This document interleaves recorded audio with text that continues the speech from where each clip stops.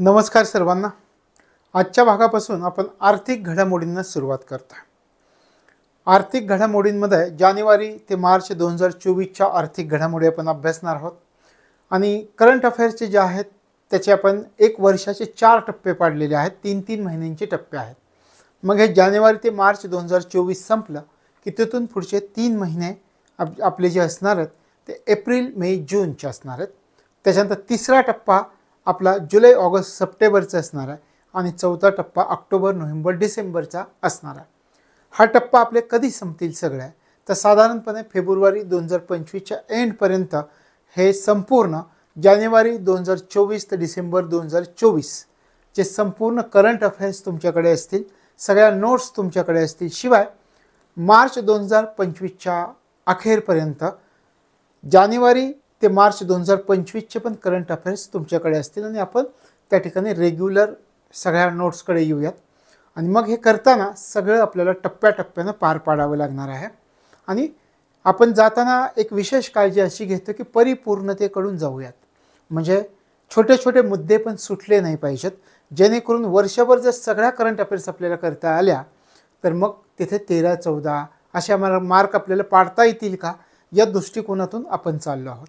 त्यामुळे हे टप्पे आपण पाडलेत। तर मग काही विद्यार्थ्यांचं म्हणणं असं आहे की जानेवारी ते मार्च आपण घेतोय, पुढचं होणार आहे का, तर पुढचं सगळं कंप्लीट आपल्याला करायचं आहे आणि मग त्याचे टप्पे आहेत त्या टप्प्यानुसार आपण जाणार आहोत। तर आजचा आपण आर्थिक घडामोडींना सुरुवात करतो आहे। आर्थिक घडामोडी जानेवारी ते मार्च 2024च्या आपण संपवतो। मागच्या भागामध्ये आपण सर्व राजकीय घडामोडी पाहिल्या, त्याच्यावर ऑब्जेक्टिव्ह क्वेश्चन्स कशी असतील त्याचाही आपण शेवटच्या टप्प्यामध्ये विचार केला। आता आर्थिक घडामोडींचा विचार करतोय। आर्थिक घडामोडींमध्ये आपला पहिला टप्पा कोणता आहे पहा, 16वा वित्त आयोग हा आपला टप्पा आहे। याची स्थापना कधी झाली तर 31 डिसेंबर 2023 मध्ये याची स्थापना झाली। आता या ठिकाणी काय महत्त्वाचं आहे आपल्यासाठी ते आपण घेऊयात। आपल्याला हे माहिती आहे की वित्त आयोगाची स्थापना का केली जाते आहे, तर कर महसुलाची केंद्र आणि राज्यांमध्ये विभागणी करण्यासाठी या वित्त आयोगाची स्थापना केली जाते आहे। मग याच्यामध्ये अलीकडच्या कालावधीमध्ये काय बदल झाले आहेत त्याचा आपण विचार करूयात। 16व्या वित्त आयोगामध्ये अध्यक्ष कोण आहेत, सचिव कोण आहेत, अर्धवेळ सदस्य कोण आहेत, पूर्णवेळ सदस्य कोण आहेत, या सर्वांची माहिती आपल्याला पूर्व परीक्षेच्या दृष्टिकोनामधून असणं गरजेचं आहे, त्याचा आपण विचार करूयात।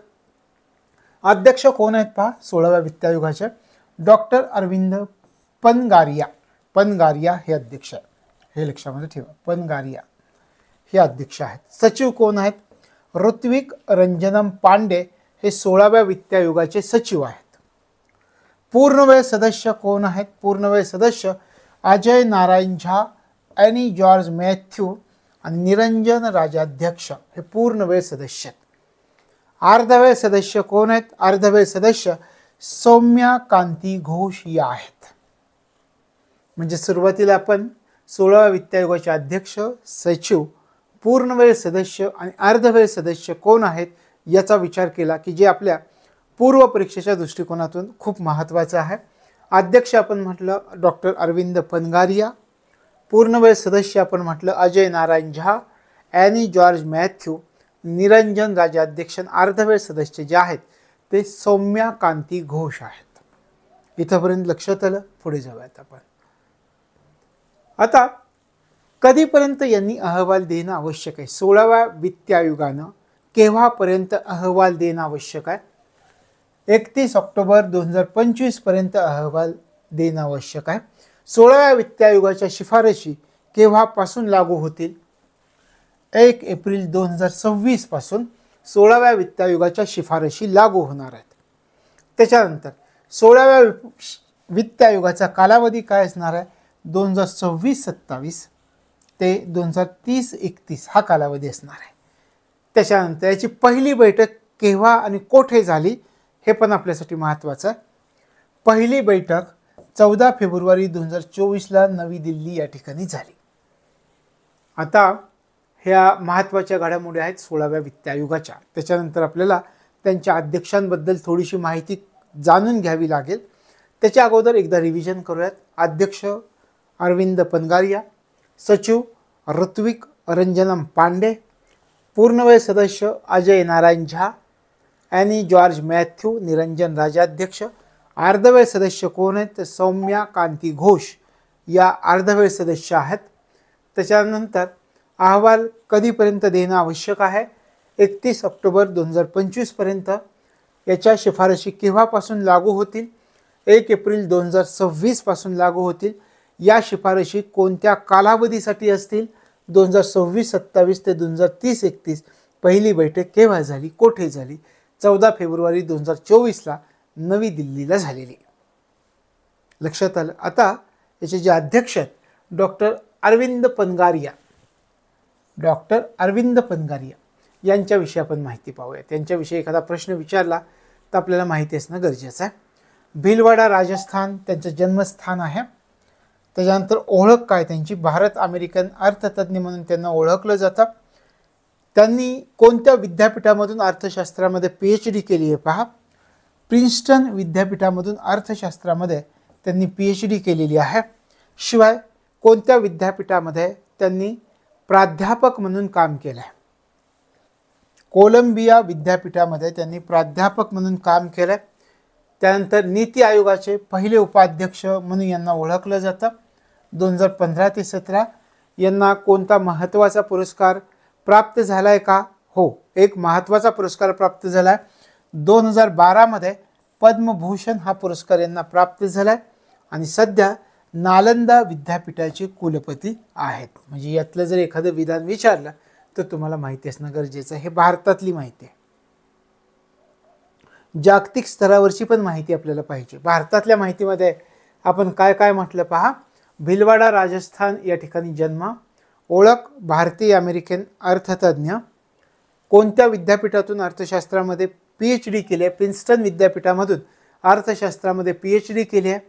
कोणत्या विद्यापीठामध्ये प्राध्यापक आहेत, कोलंबिया विद्यापीठात प्राध्यापक आहेत. नीती आयोगाचे पहिले उपाध्यक्ष म्हणून काम केलं आहे. त्यांना एक महत्त्वाचा पुरस्कार सुद्धा प्राप्त झाला आहे, पद्मभूषण. कोणत्या वर्षी प्राप्त झाला आहे, 2012 मध्ये. आणि बिहारमधील नालंदा विद्यापीठाचे कुलपती आहेत. तर हे झाली भारतातली माहिती. आता जागतिक स्तरावरती त्यांनी काय काम केलं आहे, आशियाई विकास बँकेचे माजी मुख्य अर्थतज्ञ म्हणून त्यांनी काम केलं. वर्ल्ड बँक, जागतिक बँक, आंतरराष्ट्रीय नाणेनिधी IMF, जागतिक व्यापार संघटना WTO आणि UNCTAD, United Nations Conference Trade and development, UNCTAD असं त्याचा उच्चार आहे. याचा लॉंग फॉर्म आहे United Nations Conference Trade and development साठी काम केलेलं आहे. शिवाय भारताचे G20 शेर्पा म्हणून सुद्धा त्यांनी काम केलं आहे. तशा प्रकारे आंतरराष्ट्रीय पातळीवरती सुद्धा त्यांनी काम केलं हे आपल्या लक्षात आलं. कोठे कोठे, जवळजवळ सगळ्या महत्त्वाच्या आंतरराष्ट्रीय संस्थांमध्ये काम केलं आहे. आशियाई विकास बँकेमध्ये केलं आहे, जागतिक बँकेमध्ये केलं आहे, आंतरराष्ट्रीय नाणेनिधीमध्ये केलं आहे, WTO मध्ये केलं आहे. त्याच्यानंतर United Nations Conference Trade and डेव्हलपमेंटसाठी सुद्धा काम केलं आहे आणि भारताचे G20 शेर्पा म्हणून सुद्धा काम केलं आहे. हे जागतिक स्तरावरती. मग त्यांची काही पुस्तकं पण आहेत. वाय ग्रोथ मॅटर्स, त्यानंतर India the emerging giant, new India reclaiming the lost glory, India unlimited reclaiming the lost glory, हेच आहे new India, an economist quest for reforms, my father. तशा प्रकारे त्यांची काय पुस्तकं आहेत. आता या पुस्तकांमधून तुम्हाला काय कळतं, काय लक्षात येतं, कमीत कमी एवढं तरी लक्षात येतं की भारताचं किती मोठ्या प्रमाणामध्ये त्यांनी गौरव केला. आणि हे PhD झालेले आहेत, अर्थतज्ञ आहेत, भारतीय अमेरिकन अर्थतज्ञ म्हणून हे ओळखले जातात. आणि आपले काही नेते बाहेरच्या देशामध्ये जाऊन आपल्या देशावरती टीका करतात. मग नॉलेजनुसार जर आपण गणना केली तर अशा प्रकारचे अर्थतज्ञ आपण पाहतो जागतिक स्तरावरती सगळ्या संस्थांमध्ये महत्त्वाच्या काम केलेले सांगतायत. New India reclaiming the lost glory, India the emerging giant, म्हणजे भारतामध्ये काहीतरी आहे की नाही, तशा प्रकारची पुस्तकं यांनी लिहिलेली आहेत. आता याच्यावरचे संभाव्य प्रश्न काय असतील. 16व्या वित्त आयोगाचे अध्यक्ष कोण आहेत? आपण म्हटलं डॉक्टर अरविंद पनगारिया आहेत. 16व्या वित्त आयोगाचे सचिव कोण आहेत? ओळखा. ऋत्विक रंजनम पांडे आहेत. त्यानंतर 16व्या वित्त आयोगामधील अर्धवेळ सदस्य म्हणून कोणाची नेमणूक करण्यात आलेली? कोणाची केली आहे? सौम्या कांती घोष हे अर्धवेळ सदस्य आहेत, लक्षात ठेवा. त्यानंतर 16व्या वित्त आयोगामधील पूर्णवेळ सदस्य म्हणून कोणाची नेमणूक करण्यात आलेली आहे? इथे मात्र आपल्याला पाहावं लागेल तिघजण कोण आहेत का त्यांच्यावरती प्रश्न विचारला. पूर्णवेळ सदस्य अजय नारायण झा, अॅनी जॉर्ज मॅथ्यू, निरंजन राजाध्यक्ष. लक्षात आलं? पूर्णवेळ सदस्य म्हणून कोण आहेत? त्यानंतर 16व्या वित्त आयोगाचा कालावधी कोणता आहे? आपण म्हटलं कोणता सांगितला होता? 2026 पासून कधीपर्यंतचा कालावधी आपण या ठिकाणी पाहिला होता. पहा, हे पहा कालावधी कुठून 26, 27 ते 30, 31 पर्यंतचा कालावधी किती आहे. त्याच्यानंतर पुढचा प्रश्न पहा. 16व्या वित्त आयोगाची पहिली बैठक कोठे पार पडली? आपण म्हटलं नवी दिल्लीला पार पडली. तर अशा प्रकारे 16व्या वित्त आयोगामध्ये अलीकडच्या कालावधीमध्ये जे बदल झालेत, जे काही अपडेट्स आहेत त्याच्याविषयीची ही चर्चा आपण या ठिकाणी केली. मग 16वा वित्त आयोग झाला की हे प्रश्न तुमचे तोंडपाठ असले की तो प्रश्न सोडवण्यासाठी तुम्हाला मदत होणार आहे. लक्षात आलं? पुढे जाऊयात. आपला पुढचा महत्त्वाचा मुद्दा आहे IOC द्वारे FI कारसाठी इंधन निर्मिती. Indian Oil Corporation limited. भारतामध्ये काय झालं, एक कंपनी आहे, त्या कंपनीनं फॉर्म्युला 1 रेसिंगसाठी इंधनाचं उत्पादन सुरू करणार आहे. मग आपल्याला विचारतील भारतातील कोणती तेल कंपनी फॉर्म्युला 1 रेसिंगसाठी इंधनाचं उत्पादन सुरू करणार आहे? कोणती कंपनी करणार आहे? Indian Oil corporation IOC. लक्षात आलं? फॉर्म्युला 1 रेसिंगसाठी इंधनाचं उत्पादन सुरू करणारी भारतातील कंपनी कोणती? IOC, इंडियन ऑइल कॉर्पोरेशन ही कंपनी सुरू करणार आहे. लक्षात आलं? पुढे जाऊया. चला आता हे इंधन कोठे तयार केले जाणार आहे? IOC तयार करणार आहे, पण कोठे तयार करणार आहे? ओडिशामधील पॅराद्वीप रिफायनरी येते. लक्षात आलं? फॉर्म्युला 1 कारसाठी रेसिंगसाठी इंधनाचं उत्पादन इंडियन ऑइल कॉर्पोरेशन करणार आहे, पण हे उत्पादन कोणत्या ठिकाणी करणार आहे? तर ओडिशामधील पॅराद्वीप रिफायनरी या ठिकाणी F1 कारसाठी इंधन तयार केले जाणार आहे. लक्षात आलं? कोणती कंपनी कोणत्या ठिकाणी, याचा आपण विचार केला. आता या ठिकाणी हा प्रश्न आपल्यासाठी महत्त्वाचा आहे की ही माहिती महत्त्वाची. फॉर्म्युला 1 कारसाठी इंधन उत्पादन करणारी इंडियन ऑइल ही पहिली भारतीय कंपनी ठरलेली. म्हणजे आपल्याला हे पण विचारते फॉर्म्युला 1 कारसाठी इंधन उत्पादन करणारी पहिली भारतीय कंपनी कोणती कंपनी ठरलेली आहे? Indian Oil corporation. कोणत्या ठिकाणी करणार आहे? ओडिशातील पॅराद्वीप रिफायनरी या ठिकाणी या इंधनाचे उत्पादन करणार आहे. ठीक आहे. आता या इंधनाचं एक नाव आहे, श्रेणी आहे या इंधनाची. त्या इंधनाच्या श्रेणीला कोणत्या नावानं ओळखलं जातं? लक्षात आलं? स्टॉर्म. IOCनं स्टॉर्मच्या पुरवठ्यासाठी, स्टॉर्म काय आहे? स्टॉर्म मोटार रेसिंग वाहनांसाठी तयार केलेली जी इंधन श्रेणी असते त्याला स्टॉर्म असं म्हणायचं. लक्षात आलं? तशा प्रकारे IOCनं काय केलंय, स्टॉर्मच्या पुरवठ्यासाठी FIM Asia road racing championship सोबत भागीदारी केली. म्हणजे हे ऑइल तयार करण्यासाठी, हे स्टॉर्मची निर्मिती करण्यासाठी इंडियन ऑइल कॉर्पोरेशननं कोणासोबत भागीदारी केलेली आहे?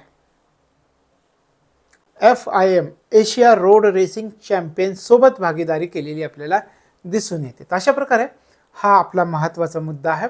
तुमच्या लक्षात आलं असेल इंडियन ऑइल कॉर्पोरेशन लिमिटेड. IOCचा बोर्ड दिसला रस्त्याने येता जाताना, प्रवास करताना बऱ्याचदा आपण पाहतो.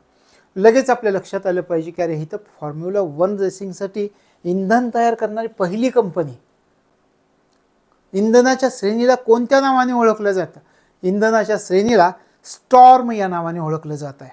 स्टॉर्म तयार करण्यासाठी, इंधन तयार करण्यासाठी हिनं कुणाचं सहाय्य घेतलंय का? हो, सहाय्य घेतलंय. आपण म्हटलं FIM एशिया रोड रेसिंग चॅम्पियनचं सहाय्य घेतलं, त्याच्यासोबत भागीदारी केलेली आहे. तशा प्रकारे फॉर्म्युला 1 कारसाठी इंधन उत्पादन करणारी पहिली भारतीय कंपनी कोणती आहे? तर इंडियन ऑइल कॉर्पोरेशन आहे. जे इंधन तयार केलं जातं त्या इंधनाच्या श्रेणीला कोणत्या नावाने ओळखलं जातं? स्टॉर्म. मोटार रेसिंग वाहनांसाठी तयार केलेली इंधन श्रेणी कोणत्या नावाने ओळखली जाते? स्टॉर्म. स्टॉर्म तयार करण्यासाठी Indian oil कॉर्पोरेशननं FIM Asia road racing champion सोबत भागीदारी केली. हे लक्षात ठेवायचं.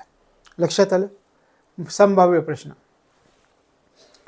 भारतामध्ये फॉर्म्युला 1 रेसिंगसाठी इंधनाचं उत्पादन कोणत्या ऑइल कंपनीनं सुरू केलं आहे? पहिली कंपनी ठरली असं पण म्हणते. तर मग आपलं उत्तर असणार आहे IOC, इंडियन ऑइल कॉर्पोरेशन. भारतामध्ये फॉर्म्युला 1 रेसिंगसाठी इंधनाचं उत्पादन कोणत्या रिफायनरीमध्ये होणार आहे? आता सांगा कोणत्या refinery?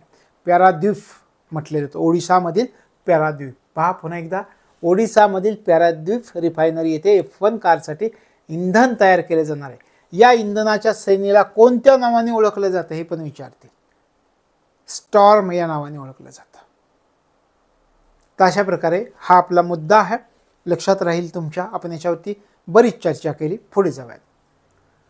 Kalpakkam fast breeder reactor.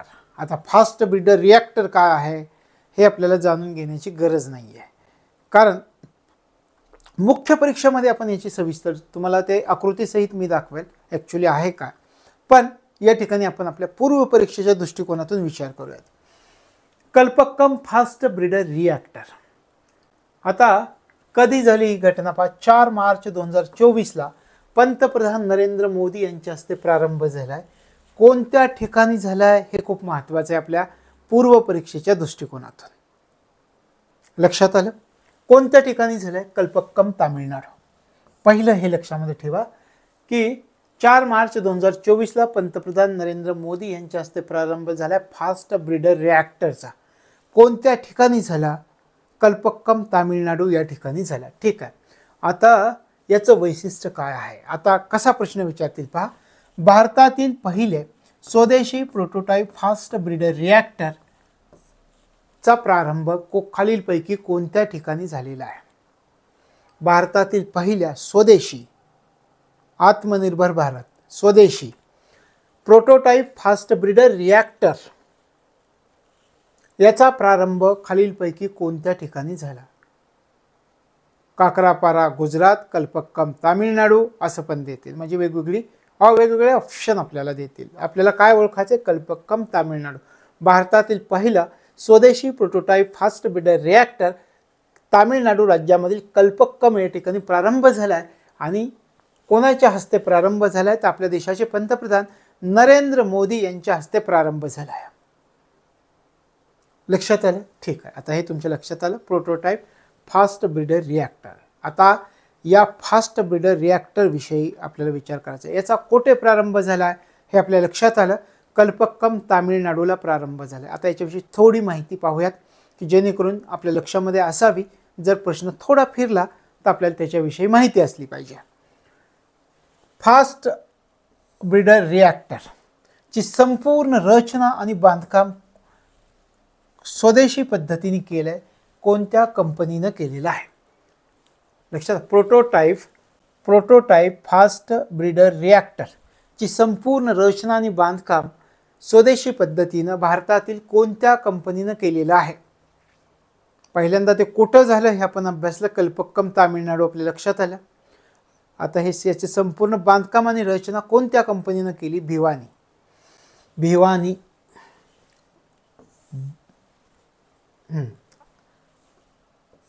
याचा लॉंग फॉर्म भारतीय नाभिकीय विद्युत लिमिटेड. आपण भिवानी म्हणतात, भिविनी असं त्याचा उच्चार होईल, पण त्याचा लॉंग फॉर्म काय पहा? भारतीय नाभिकीय विद्युत निगम. या कंपनीनं या प्रोटोटाइप फास्ट ब्रीडर रिॲक्टरची संपूर्ण रचना आणि बांधकाम स्वदेशी पद्धतीने केलंय. लक्षात आलं? स्वदेशी पद्धतीने केलेलं हे पण लक्षात ठेवा. तशा प्रकारे याचं बांधकाम करणारी कंपनी कोणती? BHIVIN आहे. आणि मग पूर्ण तिचं रूप कुठलं? तर भारतीय नाभिकीय विद्युत निगम याने केलेली. हे लक्षात आलं. सुरुवातीला आपण पाहिलं कोठे कल्पक्कम तामिळनाडू. दुसऱ्यांदा पाहिलं याची बांधकाम रचना कोणी केले आपल्या लक्षात आलं. भिवनी BHIVINI भारतीय नाभिकीय विद्युत निगम. आता तिसरा मुद्दा आपण पाहूयात. फास्ट ब्रीडर रिॲक्टर आपण याची स्वदेशी पद्धतीने रचना केली, स्वदेशी पद्धतीने बांधकाम केले. मग जागतिक दृष्टिकोनातून याचं महत्त्व काय? जागतिक दृष्टिकोनातून याचं महत्त्व आहे की फास्ट ब्रीडर अणुभट्टी असणारा भारत हा रशियानंतर कितवा तर दुसरा देश असणार आहे. आता जगात दुसरा देश फास्ट ब्रीडर अणुभट्टी असणारा भारत हा रशियानंतर दुसरा देश असणार आहे. आपल्याला फसवण्यासाठी म्हणतील फास्ट ब्रीडर अणुभट्टी असणारा अमेरिका आणि रशियानंतरचा भारत तिसरा देश असणार आहे. पण आपल्याला काय लक्षामध्ये ठेवायचं आहे तर फास्ट ब्रीडर अणुभट्टी असणारा भारत हा रशियानंतरचा दुसरा देश आहे, जागतिक स्तरावरचा दुसरा देश.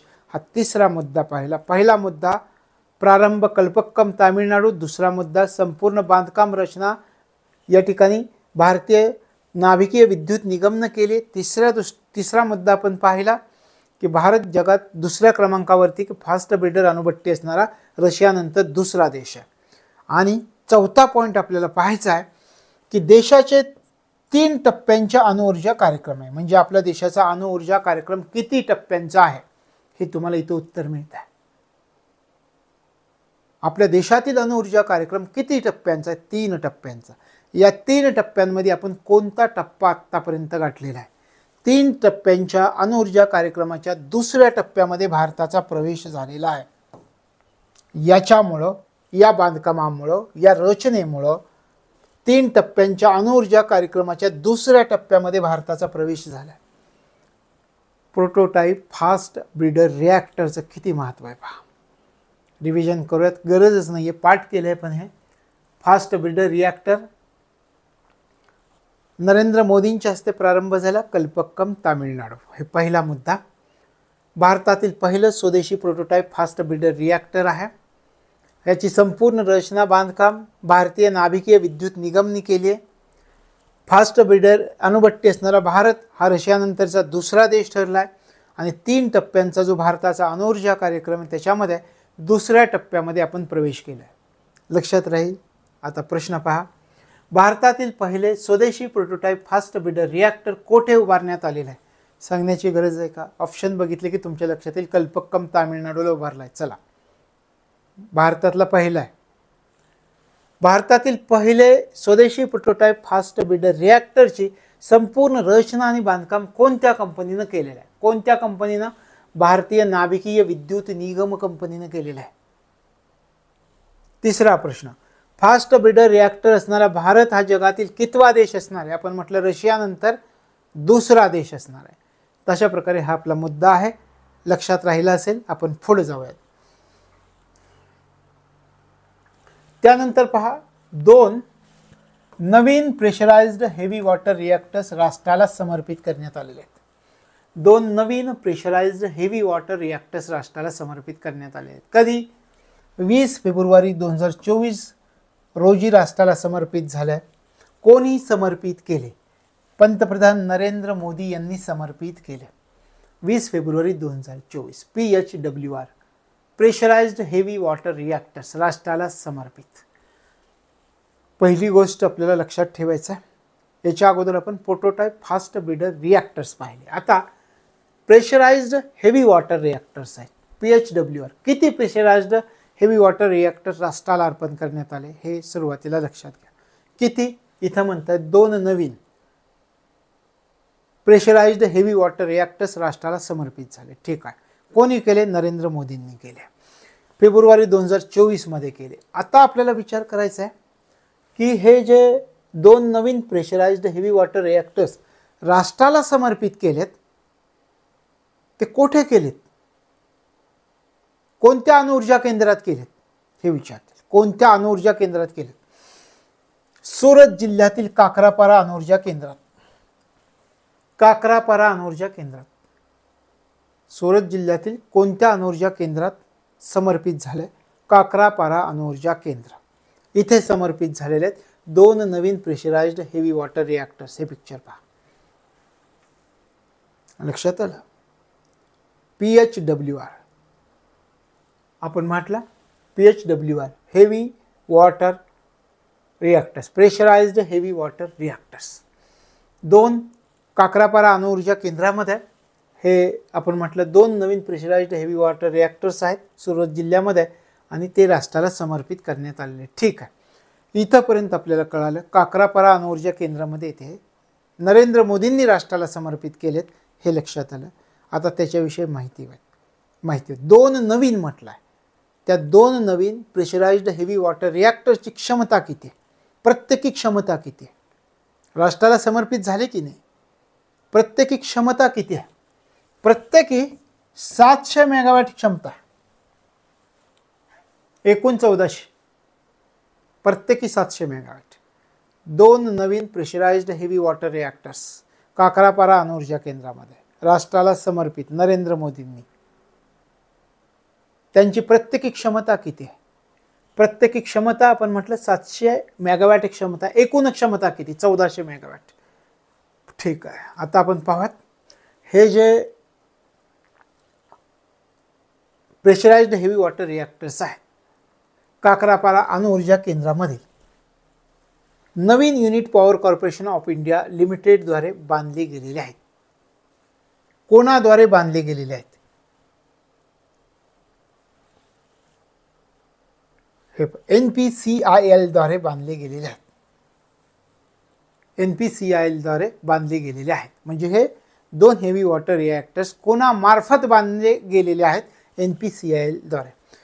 त्यानंतर देशातील सर्वात मोठे स्वदेशी PHW रिॲक्टर्स आहेत. प्रश्न आणखी वेगळ्या प्रकारे, देशातले सर्वात मोठे स्वदेशी प्रेशराइज्ड हेवी वॉटर रिॲक्टर्स कोणत्या अणुऊर्जा केंद्रामध्ये आहेत, बांधण्यात आलेले आहेत, कोणत्या अणुऊर्जा केंद्रामध्ये बांधण्यात आलेले आहेत. हे अशा प्रकारचा प्रश्न मुख्य परीक्षेला येणार, पण माहिती असणं गरजेचं आहे का, माहिती असणं गरजेचं आहे. पूर्व परीक्षेला येऊ नाही तर मुख्य परीक्षेला येऊ. देशातील सर्वात मोठे स्वदेशी pressurised heavy water reactors PHWR कोणत्या अणुऊर्जा केंद्रात बांधण्यात आलेले आहेत, काकरापारा अणुऊर्जा केंद्रामध्ये बांधण्यात आलेले आहेत. राष्ट्राला पण समर्पित झाले, नरेंद्र मोदींनी राष्ट्राला समर्पित केलेत फेब्रुवारी 2024 मध्ये. तशा प्रकारे हे 2 प्रत्येकी क्षमता आपण पाहिली 700 मेगावॅटची. तर आता हे पहा, आता रिव्हिजन, तुमचे प्रश्न पाठ झालेत का पहा. 2 नवीन प्रेशराइज्ड हेवी वॉटर रिॲक्टर्स राष्ट्राला समर्पित 20 फेब्रुवारी 2024ला. कोठे समर्पित, काकरापारा अणुऊर्जा केंद्रामध्ये समर्पित, सुरत जिल्ह्यामध्ये आहे, गुजरात राज्यामध्ये आहे. हेवी वॉटर रिॲक्टर्स, हे हेवी वॉटर रिॲक्टर्स जे राष्ट्राला समर्पित करण्यात आली त्यांची प्रत्येकी क्षमता किती, प्रत्येकी 700 मेगावॅट, दोघांची मिळून 1400 मेगावॅट. त्याच्यानंतर हे कोणी बांधलाय, NPCIL द्वारे यांची रचना बांधणी करण्यात आलेली आहे.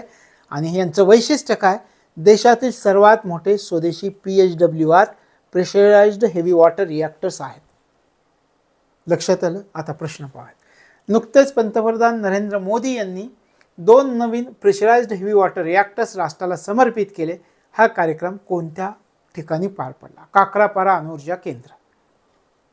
लक्षात आलं. शिवाय प्रत्येकी क्षमता किती, 700 मेगावॅट क्षमता, एकूण क्षमता किती, 1400 मेगावॅट क्षमता आहे. कोणी बांधणी केली आहे, NPCIL द्वारे बांधणी करण्यात आलेली आहे. त्याच्यानंतर देशातले सर्वात मोठे स्वदेशी PHWR pressurised heavy water reactors कोणत्या अणुऊर्जा केंद्रामध्ये बांधण्यात आलेले आहेत, हा पण प्रश्न अपेक्षित धरला आहे. काकरापारा अणुऊर्जा केंद्रामध्ये बांधण्यात आलेले आहेत, प्रत्येकी 700 मेगावॅट क्षमतेचे. ठीक आहे, लक्षात आलं. तशा प्रकारे हे लक्षात ठेवायचं. आता आपण नवीन मुद्द्याकडे जातोय. राज्यांसाठी धोरण आणले, डिजिटल प्लॅटफॉर्म आहे राज्यांसाठी, आणि त्याला नीती आयोगाच्या एका प्लॅटफॉर्मचं अनावरण झालं. त्या प्लॅटफॉर्मचं नाव काय, पहिल्यांदा नाव आपण नीती आयोगाचं आहे, महत्त्वाचं आहे. त्याचं नाव काय, नीती फॉर स्टेट्स डिजिटल प्लॅटफॉर्म. का निर्माण केला हा प्लॅटफॉर्म आपण नंतर पाहूया. अगोदर नीती आयोगाने एक प्लॅटफॉर्म निर्माण केला, त्या प्लॅटफॉर्मचं नाव काय, नीती फॉर स्टेट्स डिजिटल प्लॅटफॉर्म असं त्या प्लॅटफॉर्मचं नाव आहे. या प्लॅटफॉर्मचं अनावरण झालंय 7 मार्च 2024ला नीती फॉर स्टेट्स डिजिटल प्लॅटफॉर्म. आता अगोदर विचार करायचा आहे आपल्याला समजणे अगोदर की नीती फॉर स्टेट्स डिजिटल प्लॅटफॉर्म अशा प्रकारचा प्लॅटफॉर्म नीती आयोगानं का अनावरण केलं असावं. आता पहा, लगेच तुम्ही विचार केलाय. उत्तर पहा. देशातील सगळी राज्य, सगळे केंद्रशासित प्रदेश, याशिवाय केंद्र सरकारच्या ज्या सगळ्या योजना आहेत त्या योजनांची माहिती एकाच ठिकाणी उपलब्ध करून द्यायची. देशातील सर्व राज्य, केंद्रशासित प्रदेश, याशिवाय केंद्र सरकारच्या सगळ्या योजनांची माहिती तुम्हाला आता एकाच ठिकाणी मिळेल. कोणत्या प्लॅटफॉर्मवरती मिळेल? नीती फॉर स्टेट्स डिजिटल प्लॅटफॉर्मवरती मिळेल. लक्षात आलं. नीती आयोगानं एका प्लॅटफॉर्मचं अनावरण केलं आहे. त्या प्लॅटफॉर्मचं नाव आहे NITI for States Digital platform. लक्षात येत आहे. काम आपण म्हटलं सगळ्या योजना, भारतामध्ये ज्या ज्या योजना तयार झाल्यात त्या योजना एकाच ठिकाणी उपलब्ध होणार आहेत. असा जर प्लॅटफॉर्म असेल तर आपल्याला शोधायला लागण्याची गरज आहे का? अशी सुविधा नीती आयोगानं या प्लॅटफॉर्मच्या माध्यमातून तुम्हाला मला उपलब्ध करून दिली आहे. लक्षात आलं. देशातील सर्व राज्य, केंद्रशासित प्रदेश, याशिवाय केंद्र सरकारच्या सगळ्या योजनांची माहिती आपल्याला एकाच ठिकाणी उपलब्ध होणार आहे. मग नीती आयोगानं हा प्लॅटफॉर्म देशातील सगळ्या राज्यांमध्ये सुरू केला आहे का प्रायोगिक तत्वावर काहीच राज्यांमध्ये सुरू केला आहे हे पण आपल्याला माहिती असणं गरजेचं आहे. तुम्हाला काय वाटतं, देशामध्ये सगळ्या राज्यांमध्ये सुरू केला असेल का ठराविक राज्यांमध्ये चाचणी घ्यायला सुरुवात केली आहे नीती आयोगानं? आणि जर ठराविक राज्यांमध्येच नीती आयोगानं चाचणी घ्यायला सुरुवात केली आहे तर मग ती राज्य कोणती हे पण आपल्याला माहिती असणं गरजेचं आहे का? हो, माहिती असणं गरजेचं. मग आपण पाहूयात या टप्प्यामध्ये काही राज्यांचा समावेश आहे. कोणती राज्य हे पण आपल्याला विचारतील. या टप्प्यामध्ये उत्तर प्रदेश, राजस्थान, आसाम, महाराष्ट्र आणि आंध्र प्रदेश या राज्यांचा समावेश आहे. म्हणजे 5 राज्यांमध्ये पहिल्या टप्प्यामध्ये हा कार्यक्रम राबवला जाणार आहे. तुम्हाला विधानात डायरेक्ट देतील. 5 राज्यांमध्ये पहिल्या टप्प्यामध्ये हा कार्यक्रम 5 राज्यांमध्ये राबवला जाईल. संपूर्ण भारतामध्ये राबवण्यात येणार आहे असं काही देतील. मग तुमच्या लक्षात असलं पाहिजे की हा कार्यक्रम जो तो पहिल्या टप्प्यात 5 राज्यांमध्ये राबवलं जाणार आहे. त्याच्यात पण महाराष्ट्र एक आहे. कोणकोणती राज्यात? उत्तर प्रदेश, राजस्थान, आसाम, महाराष्ट्र, आंध्र प्रदेश या राज्यांचा समावेश त्याच्यामध्ये असणार आहे. ठीक आहे. आणि मग नवी दिल्लीमधील नीती आयोगाच्या मुख्यालयामध्ये एक कक्ष स्थापन करण्यात आलेला याच्याविषयीचा विकसित भारत स्ट्रॅटेजी कक्ष स्थापन करण्यात आलेला आहे. अशा प्रकारे एका प्लॅटफॉर्मचं अनावरण नीती आयोगानं केलं आहे. लक्षात येतं. आता थोडीशी रिव्हिजन. प्लॅटफॉर्मचं अनावरण 7 मार्च 2024. कोणी आणला प्लॅटफॉर्म? नीती आयोगानं आणला. कोणता आणला? नीती फॉर स्टेट्स डिजिटल प्लॅटफॉर्म अनावरण हा प्लॅटफॉर्मचं अनावरण झालं. मग उद्देश काय होता? पहिलं लक्षात ठेवा, सर्व योजनांची माहिती एकाच ठिकाणी उपलब्ध करून द्यायची. विचार करा, MPSCचा सगळा अभ्यासक्रम एकाच ठिकाणी उपलब्ध करून दिला आणि सांगितलं एवढंच पूर्ण करायचं आहे. 1000 पुस्तकं वाचण्यापेक्षा यातलेच प्रश्न येणार आहेत. किती बरं होईल? हा, तुम्ही जास्त द्या, 10 पुस्तकं जास्त द्या आम्हाला, पण एक निश्चितता येईल की बाबा ह्या सगळ्यांचा जर अभ्यास केला तर आपल्याला प्रश्न सोडवता येणार आहेत. 10ची 100 पुस्तकं आम्हाला द्या, आम्ही ते करू. आणि जर नाही केलं तर त्रास किती होत आहे? शोधावं लागतंय का? इथून एक पुस्तकान, तिथून एक पुस्तकान, इथून थोडंसं घे. एक्सपेरिमेंट लेवलवरती तयारी करायची आहे. असं नाही असं आहे, असं नाही असं आहे. आणि जर सगळं एकाच ठिकाणी उपलब्ध करून दिलं तर तुम्हाला त्या अभ्यासामध्ये सहजता प्राप्त होणार आहे. आणि मग सगळ्या योजना जर एकाच ठिकाणी उपलब्ध झाल्या तर योजना शोधण्याचा त्रास तुम्हाला मला होणार नाही आहे. योजना आपण एकाच प्लॅटफॉर्मवरती शोधूयात, त्याचा अभ्यास करूयात आणि पुढे जाऊयात. सोपं होणार आहे काम. तर नीती आयोगानं हे असं केलं आहे की देशातील सर्व राज्य आणि केंद्रशासित प्रदेश याशिवाय केंद्र सरकारच्या सर्व योजनांची माहिती एकाच ठिकाणी उपलब्ध करून दिली आहे. आणि पहिल्या टप्प्यामध्ये 5 राज्यांचा त्यांनी त्या ठिकाणी त्या राज्यामध्ये सुरू केले. कोणती 5 राज्य आपण म्हटलं? उत्तर प्रदेश, राजस्थान, आसाम, महाराष्ट्र, आंध्र प्रदेश. या ठिकाणी 5ही ठिकाणी बीजेपीचं राज्य आहे का बघा. लक्ष ठेवण्यासाठी म्हणतोय मी. राजकारणाशी आपला काही संबंध नाही, पण लक्षात ठेवण्यासाठी 5ही ठिकाणी बीजेपीचं राज्य आहे का बघा. उत्तर प्रदेश, राजस्थान, आसाम, महाराष्ट्र, आंध्र प्रदेश. या 5 राज्यांमध्ये हा प्लॅटफॉर्म सुरू केला. ठीक आहे. आता शेवटचा मुद्दा आहे. नवी दिल्लीतील नीती आयोगाच्या मुख्यालयात विकसित भारत स्ट्रॅटजी कक्ष स्थापन करण्यात आलेला आहे. संभाव्य प्रश्न: देशातील सर्व राज्य आणि केंद्रशासित प्रदेश याशिवाय केंद्र सरकारच्या सर्व योजनांची माहिती एकाच ठिकाणी उपलब्ध करून देता यावी या उद्देशाने नीती आयोगाने कोणत्या प्लॅटफॉर्मचं अनावरण केलं आहे? NITI for States Digital Platform असंच आहे ना नाव? वा, NFS, NITI for States Digital Platform. NITI for States Digital प्लॅटफॉर्मचं अनावरण झालं. ठीक आहे. नीती फॉर स्टेट्स डिजिटल प्लॅटफॉर्मच्या पहिल्या टप्प्यात कोणत्या राज्यांचा समावेश? आपण म्हटलं बीजेपीचे 4 राज्य. आठवा: उत्तर प्रदेश, राजस्थान, आसाम, महाराष्ट्र, आंध्र प्रदेश. लक्षात राहण्यासाठी गरजेचं आहे. लक्षात येतं? पुढचा प्रश्न: नवी दिल्लीतील नीती आयोगाच्या मुख्यालयात कोणत्या कक्षाची स्थापना करण्यात आली? भारत स्ट्रॅटजी कक्षाची स्थापना करण्यात आलेली आहे.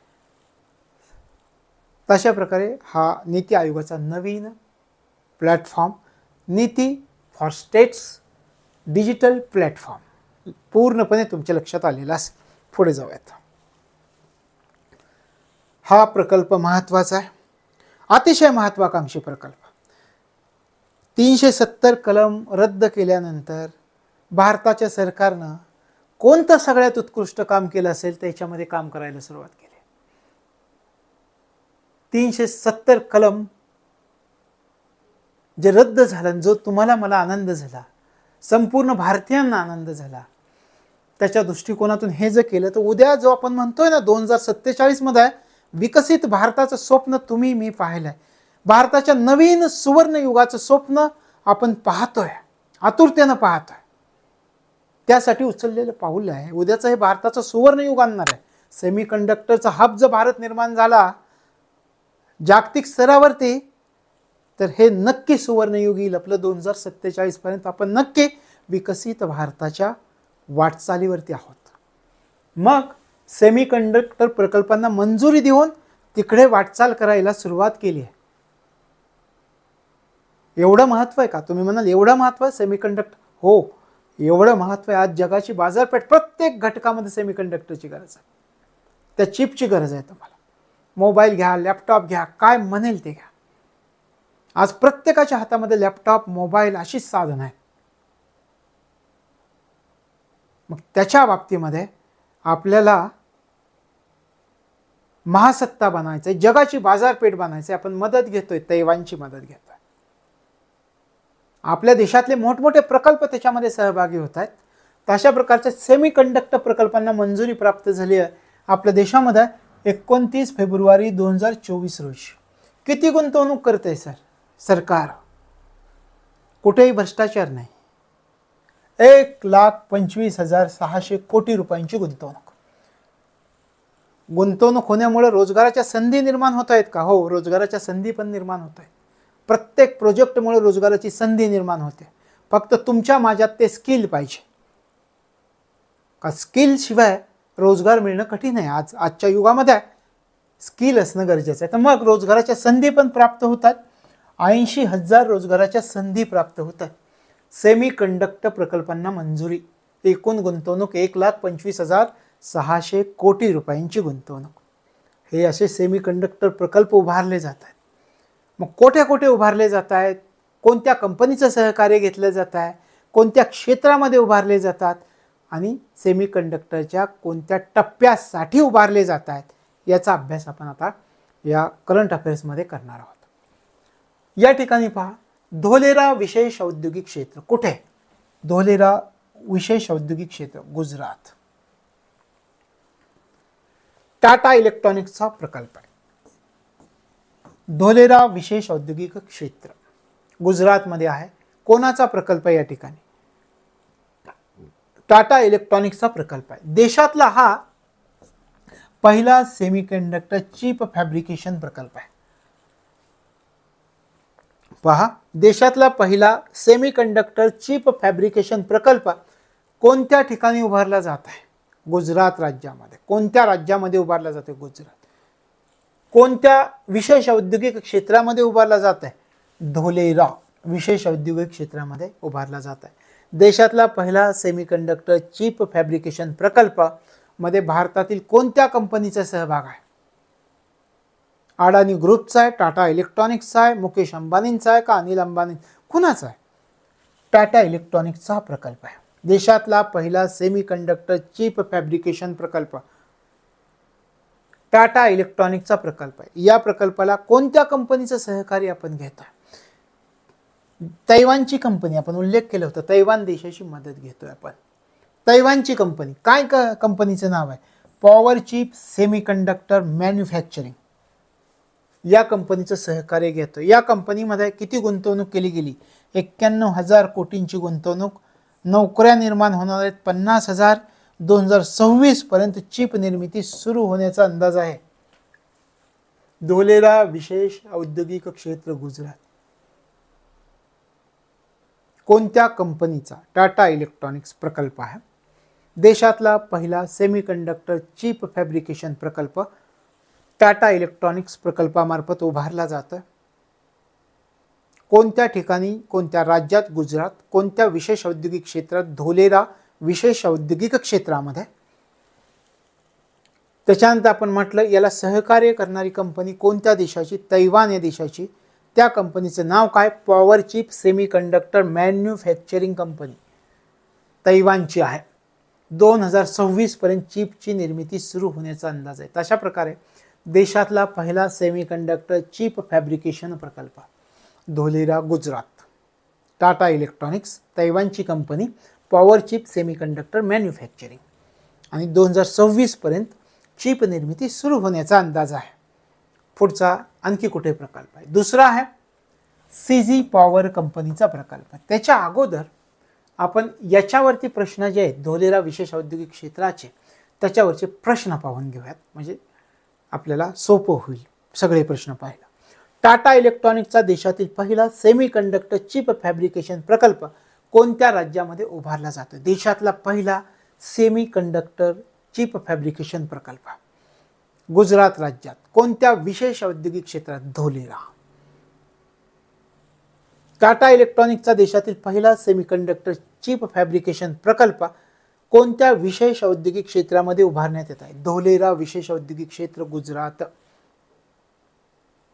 पुढे देशातील पहिल्या सेमीकंडक्टर चिप फॅब्रिकेशन प्रकल्पाला सहकार्य करणाऱ्या कंपनीचं नाव काय? Power chip. तैवानची कंपनी आहे का? पहा, Power Chip. Power Chip Semiconductor Manufacturing तैवानची कंपनी. तर हे 3 प्रश्न आपण सुरुवातीचे पाहिले. आता दुसरा मुद्दा याच्यातला पाहूयात. सानंद गुजरात सीजी पॉवर कंपनीचा प्रकल्प आहे या ठिकाणी. हां, काय होणार आहे या ठिकाणी? सेमीकंडक्टरची जुळणी आणि चाचणी. हे कुठं होईल? सानंद गुजरात आहे. हे आपण गुजरातमध्ये आहे. सहकार्य करणारी कंपनी कोणत्या देशाची आहे? सहकार्य करणारी कंपनी थायलंड देशाची आहे. Renesas electronics core and Stars Micro electronics नावाची कंपनी सहकार्य करते. इथे सुद्धा 5,000 नोकऱ्या उपलब्ध होतील. दररोज किती चिपची निर्मिती होईल? 15 दशलक्ष चिपची निर्मिती इथे होईल. 3 वर्षामध्ये उत्पादन होणार आहे, सुरू होणार आहे, आणि 7,600 कोटींची गुंतवणूक इथे केली गेलेली आहे.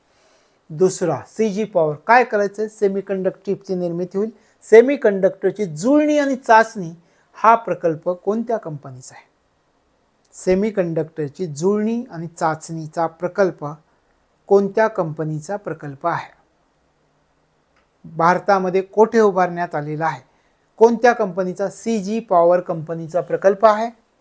भारतामध्ये हा प्रकल्प सेमीकंडक्टर जुळणी आणि चाचणी याचा प्रकल्प भारतामध्ये कोणत्या ठिकाणी उभारला जातोय? सानंद गुजरात या ठिकाणी उभारला जात आहे. ठीक आहे. कोणती कंपनी, कोणत्या देशाची कंपनी सहकार्य करते? थायलंड या देशाची कंपनी इथं सहकार्य करते.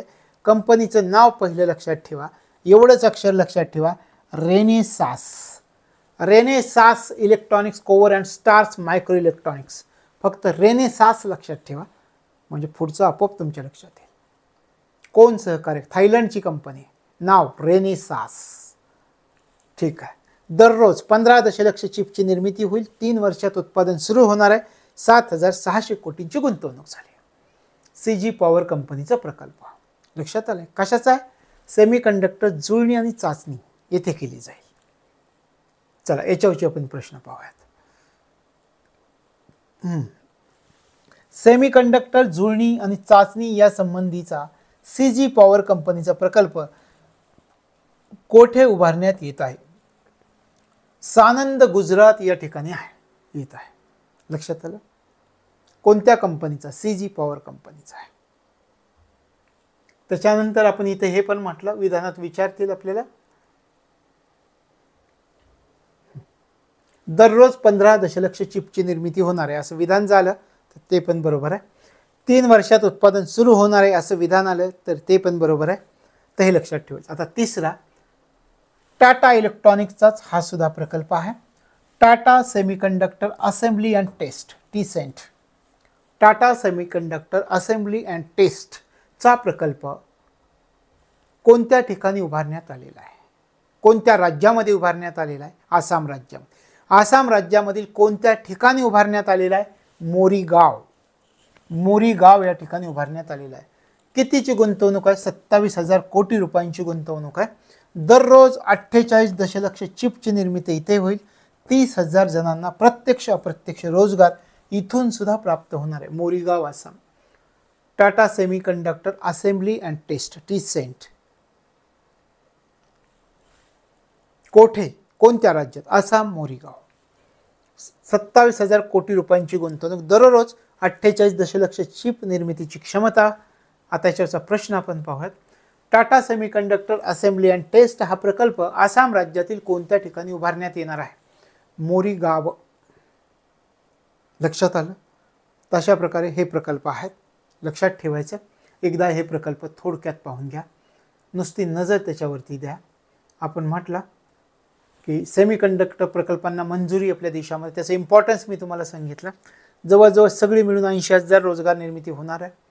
एकूण गुंतवणूक 1,25,600 कोटी रुपये आहे. 3 क्षेत्र दिसतात. धोलेरा विशेष औद्योगिक क्षेत्र आहे.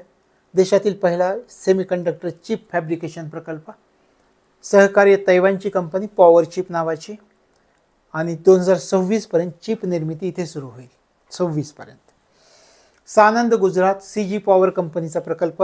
सेमीकंडक्टर जुळणी आणि चाचणी सहकार्य करणारी कंपनी थायलंडची रेनेसास हे नाव लक्षात ठेवा. दररोज 15 दशलक्ष चिपची निर्मिती, 3 वर्षात उत्पादन सुरू आहे या ठिकाणचं.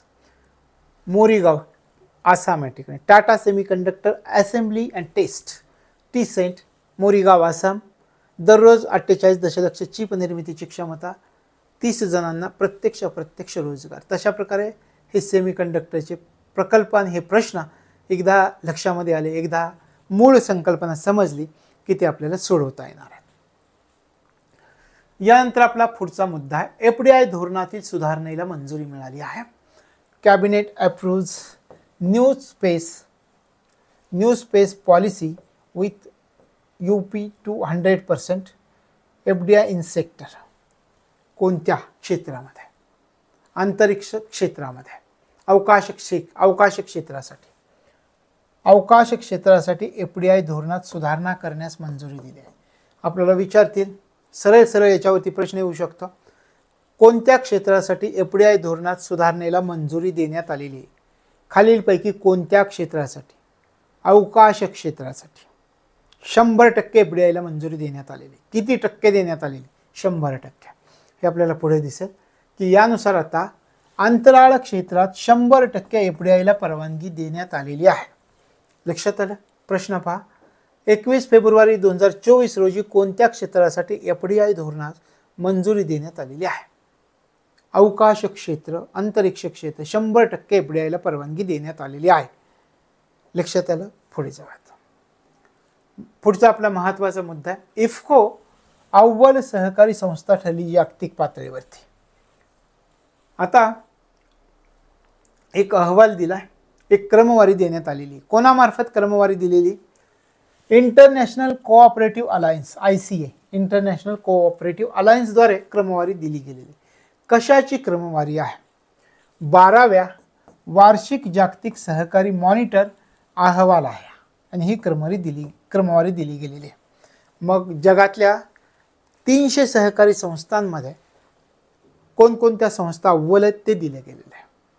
अव्वल सहकारी संस्था कोणकोणत्या जगामध्ये? तर जगात आणि 300 सहकारी संस्थांबद्दल माहिती दिली आहे. अव्वल कोणकोणत्या आहेत?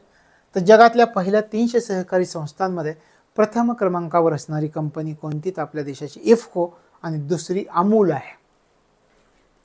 प्रथम इफ्को आणि दुसरी अमूल आहे. IFFCO Indian Farmers Fertiliser Cooperative Limited. लक्षात आलं? 12व्या वार्षिक जागतिक सहकारी मॉनिटर अहवालामध्ये क्रमवारी दिली गेलेली आणि सांगितलंय जगातल्या पहिल्या 300 सहकारी संस्थांमध्ये भारतामधील Indian Farmers Fertiliser Cooperative Limited म्हणजे इफ्को प्रथम क्रमांकावरती आहे. लक्षात आलं? मग दुसऱ्या क्रमांकावरती मी तुम्हाला सांगितलं, पहिल्या क्रमांकावरती इफ्को आहे, दुसऱ्या क्रमांकावरती अमूल आहे भारताची. दोन्ही पहिल्या 2 क्रमांकावरच्या सहकारी संस्थांमध्ये भारताच्या कंपन्या आहेत. इफ्को प्रथम क्रमांकावर, अमूल दुसऱ्या क्रमांकावरती आणि ग्रुप क्रेडिट ॲग्रिकोल फ्रान्सची कंपनी तिसऱ्या क्रमांकावर आहे. सिस्टेमा युनिमेट ब्राझीलच्या आहे, ब्राझीलच्या 2 कंपन्या दिसतात. तर अशा प्रकारे सहकारी संस्थांची क्रमवारी आपण म्हणतो. जगातल्या पहिल्या 300 सहकारी संस्थांमध्ये भारताची कोणती कंपनी प्रथम क्रमांकावरती आहे? Indian Farmers Fertiliser Cooperative Limited IFFCO company प्रथम क्रमांकावरती आहे. दुसऱ्या क्रमांकावरती अमूल कंपनी आहे, आपण अभ्यासलं. आता ही क्रमवारी कशावर आधारित आहे? कशावर आधारित आहे? तर दरडोई सकल देशांतर्गत उत्पादनाच्या उलाढालीच्या गुणोत्तरावर ही क्रमवारी आधारित आहे. लक्षात आलं? तशा प्रकारे ही संस्था प्रथम क्रमांकावर 300 सहकारी संस्थांमध्ये इफ्को जागतिक स्तरावर प्रथम क्रमांकावरती आहे, हे लक्षात ठेवायचं. इंटरनॅशनल कोऑपरेटिव्ह अलायन्सद्वारे देण्यात आलेल्या क्रमवारीनुसार जगातील पहिल्या 300 सहकारी संस्थांमध्ये भारतातील कोणती कंपनी प्रथम क्रमांकावरती आहे? इफ्को आणि दुसरी अमूल आहे, हे लक्षात ठेवायचं. पुढचा प्रश्न पहा, महत्त्वाचा प्रश्न. दाव्होस शिखर परिषद कोठे भरली होती? हे सगळ्यात महत्त्वाचं. नावच आहे दाव्होस शिखर परिषद 2024 कोणाची होती? वर्ल्ड इकॉनॉमिक फोरम WEF जागतिक आर्थिक मंचाची शिखर परिषद 2024 दाव्होस शिखर परिषद. दाव्होस स्वित्झर्लंड या ठिकाणी पार पडलेली कितवी आहे? 54वी आहे. लक्षात आलं? 54वी आहेत. World Economic Forum meet in Davos जागतिक आर्थिक मंचाची कितवी? 54वी परिषद वार्षिक बैठक पार पडलेली आहे किंवा परिषद पार पडलेली आहे दावोस स्वित्झर्लंड या ठिकाणी. कधी झाली? 15 ते 19 जानेवारी 2024 मध्ये झाली. या परिषदेची थीम कोणती होती हे आपल्याला विचारतील. ह्या थीमवरती जास्त लक्ष केंद्रित करा. थीम आहे विश्वासाची पुनर्बांधणी, रिबिल्डिंग ट्रस्ट, ही थीम आहे. लक्षात आलं? विश्वासाची पुनर्बांधणी, रिबिल्डिंग ट्रस्ट. संभाव्य प्रश्न, वर्ल्ड इकॉनॉमिक फेडरेशन म्हणजेच जागतिक आर्थिक मंचाची 54वी वार्षिक बैठक कोणत्या ठिकाणी पार पडलेली आहे? दाव्होस स्वित्झर्लंड या ठिकाणी पार पडली आहे. वर्ल्ड इकॉनॉमिक फेडरेशन म्हणजे जागतिक आर्थिक मंचाच्या 2024 मधील बैठकीची थीम कोणती होती? रिबिल्डिंग ट्रस्ट, विश्वासाची पुनर्बांधणी ही थीम होती, हे लक्षात ठेवायचं आहे. लक्षात राहील. पुढे जाऊया. चौथ्या औद्योगिक क्रांतीसाठी C4IR केंद्र याला स्टार करून ठेवा अगोदर, मग आपण याच्यावरती चर्चा करूया. का? तेलंगणा सरकार आणि वर्ल्ड इकॉनॉमिक फोरम मध्ये यांच्यामध्ये करार झालेला आहे. तेलंगणा सरकार कोणत्या राज्याचं? जागतिक आर्थिक मंच आणि तेलंगणा सरकार. कशासाठी झाला आता याच्यावरती चर्चा आपण करूया. C4IR ही एक स्वायत्त ना नफा संस्था असणार आहे. भारतातील वर्ल्ड इकॉनॉमिक फोरमची ती एकमेव संस्था आहे. कोणाची ही संस्था आहे? आपण म्हटलं WEF, world Economic forum. WEF याची ही संस्था आहे, एकमेव संस्था असणार आहे. ठीक आहे. या संस्थाचं केंद्र भारतात कोणत्या राज्यामध्ये स्थापन होणार आहे असं विचारते. या संस्थेचं केंद्र भारतामध्ये कोणत्या राज्यामध्ये? तेलंगणा राज्यामध्ये स्थापन होणार आहे. तेलंगणा राज्यामध्ये कोणत्या शहरामध्ये स्थापन होणार आहे? हैदराबादमध्ये. C4IR या जागतिक आर्थिक मंचाच्या केंद्र, या संस्थेचं केंद्र भारतामध्ये कोणत्या ठिकाणी स्थापन होईल? तेलंगणामधील हैदराबाद या ठिकाणी स्थापन होणार आहे. आणि मग आपण म्हटलं वर्ल्ड इकॉनॉमिक फोरमद्वारे स्थापना केली जाणार आहे. आता हे जे केंद्र स्थापन केलं जाणार आहे याच्या मार्फत कोणत्या बाबीवर लक्ष केंद्रित केलं जाईल? आपण म्हटलं की जागतिक आर्थिक मंचाचं हे केंद्र आहे. तेलंगणामधील हैदराबाद या ठिकाणी ते स्थापन होणार आहे. जागतिक आर्थिक मंचाद्वारे स्थापन केले जाणार आहे. मग या केंद्राद्वारे कोणत्या बाबीवरती लक्ष केंद्रित केले जाणार आहे, दिलं जाणार आहे? कोणत्या बाबीवरती?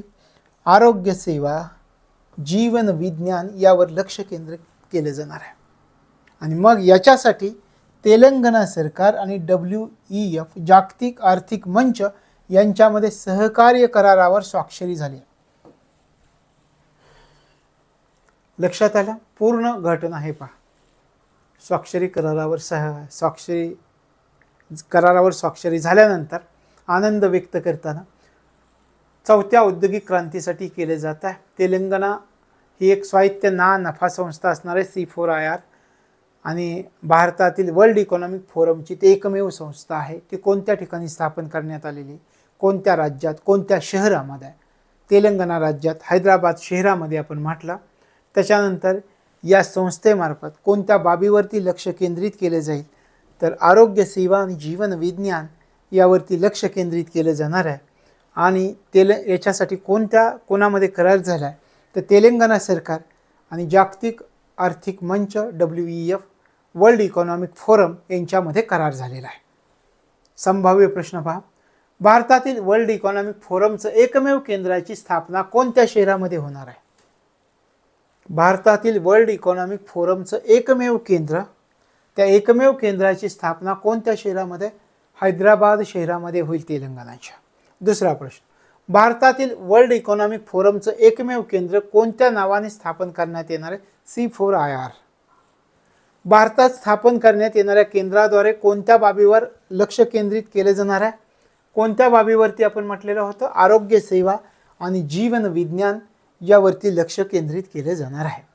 आरोग्य सेवा आणि जीवन विज्ञान यावर लक्ष केंद्रित करण्यासाठी कोणत्या राज्य सरकारनं वर्ल्ड इकॉनॉमिक फोरम बरोबर सहकार्य करणाऱ्यावर स्वाक्षरी केलेली? तेलंगणा राज्य सरकारनं सहकार्य करारावर स्वाक्षरी केलेली आहे. लक्षात आलं? तर हे महत्त्वाचं लक्षामध्ये ठेवायचं. त्याच्यानंतर युनिकॉर्न दर्जा गाठणारा भारताचा पहिला AI स्टार्टअप कोणता आहे? डायरेक्ट प्रश्न आहे. युनिकॉर्न दर्जा गाठणारा भारताचा पहिला AI स्टार्टअप कोणता आहे? त्याचं नाव आहे कृत्रिम. हा युनिकॉर्न दर्जा गाठणारा भारताचा पहिला AI स्टार्टअप ठरला आहे. संस्थापक कोण आहेत? या AI स्टार्टअपचे भाविश अग्रवाल ओलाचे संस्थापक आहेत. आणि ह्या काही माहिती थोडक्यात. भारताची युनिकॉर्न राजधानी बेंगळुरू आहे. आशियातील सर्वात वेगवान युनिकॉर्न मेन्सा ब्रँड्स म्हणून ओळखला जातो. सर्वात मोठी स्टार्टअप इकोसिस्टीम अमेरिका, चीन, भारत यांना ओळखलं जातं. म्हणजे काही महत्त्वाची विधानं आली तर हे तुम्हाला माहिती असणं गरजेचं आहे. युनिकॉर्न कंपनी म्हणजे काय? नव्यानं स्थापन झालेल्या, म्हणजे स्टार्टअप नव्यानं स्थापन झालेल्या ज्या कंपनीचं एकूण बाजार मूल्य, मार्केट व्हॅल्यू $1 अब्ज अधिक असतं त्या कंपनीला युनिकॉर्न कंपनी असं म्हणतात. म्हणजे युनिकॉर्न कंपनी म्हणजे काय हे पण तुमच्या लक्षात येईल. लक्षात आलं? नव्यानं स्थापन झालेली, स्टार्टअप झालेली ज्या कंपनीचं एकूण मार्केट व्हॅल्यू, एकूण बाजार मूल्य $1 अब्ज अधिक असतं तिला युनिकॉर्न कंपनी असं म्हणतात. मग युनिकॉर्न दर्जा गाठणारा भारताचा पहिला AI स्टार्टअप कोणता ठरला आहे? कृत्रिम AI हा स्टार्टअप ठरलेला आहे. लक्षात आलं? कोणाचा आहे? संस्थापक भाविश अग्रवाल, ओलाचे संस्थापक.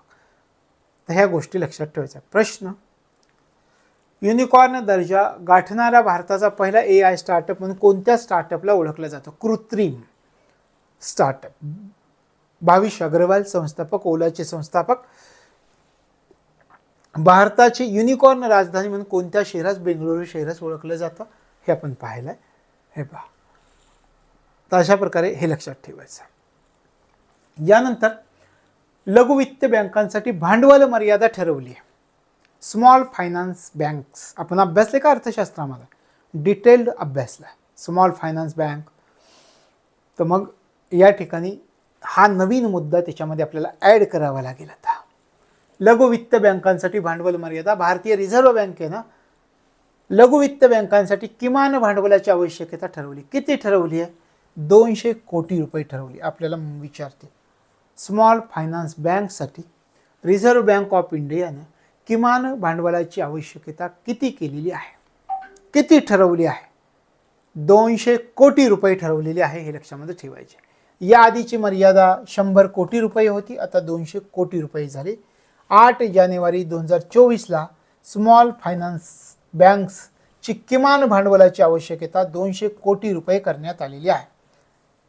त्याच्यानंतर आणखी काय सांगितलं आरबीआय म्हणते ज्या काही पेमेंट्स बँका अस्तित्वात आहेत त्यांना आता या स्वतःला अपग्रेड करता येईल. काय म्हणून अपग्रेड करता येईल? स्मॉल फायनान्स बँक्स SFBs म्हणून यांना अपग्रेड करता येणार आहे. पेमेंट्स बँकेला SFB म्हणजे स्मॉल फायनान्स बँक लघुवित्त बँका म्हणून अपग्रेड करण्याची परवानगी देण्यात आलेली आहे. असं जर तुम्हाला विधान आलं अर्थशास्त्रामध्ये तर लक्षात ठेवा. सध्या कार्यरत असलेल्या सगळ्या लघुवित्त बँकांची निव्वळ संपत्ती 200 कोटी रुपयांपेक्षा जास्त आहे.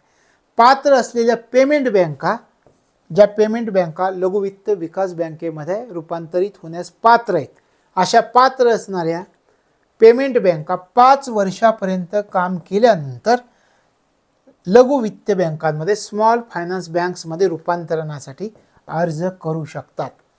ही विधानं माहिती असणं गरजेचं आहे. लक्षात आलं?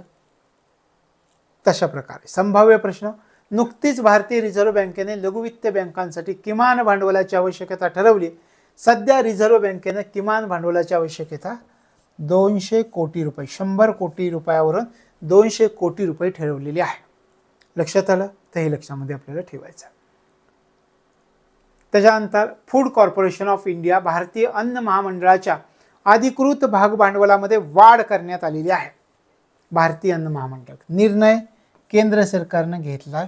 17 फेब्रुवारी 2024 रोजी निर्णय घेतलाय आणि अधिकृत भाग भांडवल कितीवरून किती वाढवण्यात येणार आहे? 10,000 कोटी रुपयांवरून 21,000 कोटी रुपये केले जाणारे भाग भांडवल. अधिकृत भाग भांडवल भारतीय अन्न महामंडळाच्या भाग भांडवलामध्ये वाढ होईल. 10,000 कोटीवरून 21,000 कोटी रुपये ही वाढ होणार आहे. केंद्र सरकारनं हा निर्णय घेतला आहे. आता FCI भारतीय अन्न महामंडळ केंद्र सरकारची प्रमुख संस्था आहे. मुख्यालय नवी दिल्ली. 14 जानेवारी 1965 मध्ये भारतीय अन्न महामंडळाची स्थापना झाली होती. संभाव्य प्रश्न काय? भारतीय अन्न महामंडळाच्या भाग भांडवलामध्ये वाढ करण्याचा निर्णय केंद्र सरकारने घेतलाय. हे भाग भांडवल 10,000 कोटी रुपयावरून किती कोटी रुपये करण्याचा निर्णय केंद्र सरकारने घेतलेला आहे? 21,000 कोटी रुपये करण्याचा निर्णय केंद्र सरकारने घेतलेला आहे. तर अशा प्रकारे आजचा हा आपला पहिला भाग आर्थिक घडामोडींचा 2024चा. आणि या ठिकाणी आपण थांबतोय. पुढच्या भागामध्ये आपण भेटूयात नवीन मुद्द्यांसह. तर मग आपण या ठिकाणी थांबतोय. भेटूयात पुढच्या भागामध्ये. तोपर्यंत तुम्हाला तुमच्या अभ्यासासाठी मनापासून शुभेच्छा.